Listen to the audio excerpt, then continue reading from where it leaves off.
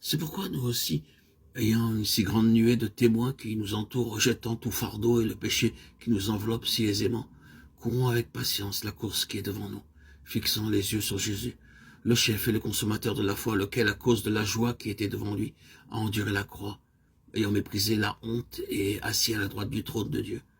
Car considérez celui qui a enduré une telle contradiction de la part des pécheurs contre lui-même, afin que vous ne soyez pas las, étant découragés dans vos âmes. Hébreux 12, 1, 3.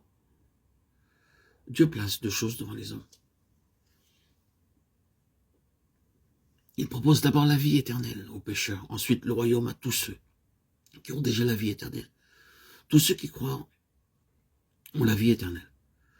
Cependant, comme Jésus le disait à ses disciples qui avaient cru, car je vous le dis, si votre justice ne surpasse celle des scribes et des pharisiens, vous n'entrerez point dans le royaume des cieux. Matthieu 5, 20. Le Seigneur Jésus déclarait aussi, ceux qui me disent Seigneur, Seigneur, n'entreront pas tous dans le royaume des cieux, mais seulement celui qui fait la volonté de mon Père qui est dans les cieux. Matthieu 7, 21.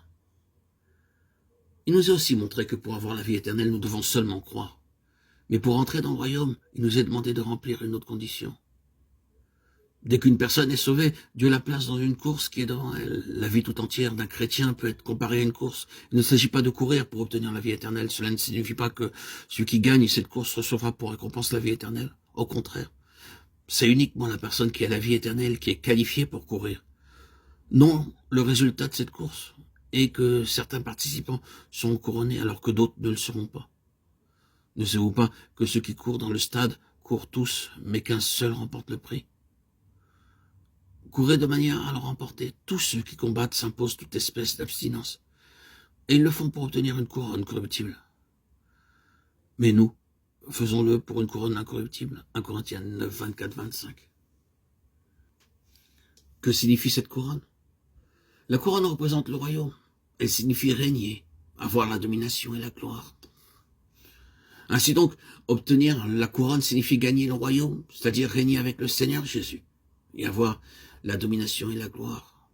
Perdre la couronne signifie ne pas avoir le royaume, ne pas régner avec le Seigneur, ni recevoir la domination et la gloire. La couronne symbolise le royaume. Pour le chrétien, avoir la vie éternelle est une chose réglée, mais avoir le royaume dépend de la manière dont ce chrétien court. Dès qu'une personne est sauvée, Dieu la place dans une course qui mène tout droit au royaume. Ses paroles, sa conduite, ses pensées, sa vie, en réalité, tout ce qu'il est, détermine le fait de gagner ou non le royaume.